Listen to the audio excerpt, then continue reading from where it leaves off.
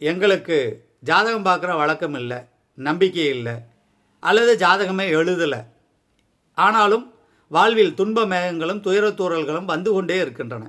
ஏதாவது ஒரு கோயிலுக்கு சொல்லுங்கள் அப்படின்னா, எளிய கோயில், உங்களுடைய முன்னோர்களை வணங்குங்க, குலதெய்வத்தை வணங்குங்க, இஷ்ட தெய்வ வழிபாடு, இதை மூணையும் சரிவர செய்யுங்க, நிறைவாக செய்யுங்க.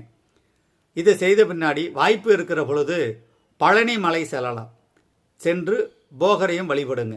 எப்பொழுது செல்லலாம்? உங்கள் மனசுக்கு எப்போ பிடிக்குதோ அப்போ போங்க, கவலையே படாதீங்க. ஒரு செவ்வரளி மாலை வாங்கி அங்கே இருக்கிற மயில் வாகனத்துக்கு கொடுங்க.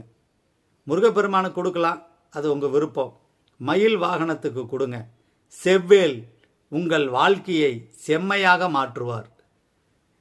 கண்டிப்பாக இதை நீங்கள் சிந்தித்து செயல்பட்டால் வாழ்வு மலரும், வாழ்வு வெளிச்சம் பெறும்.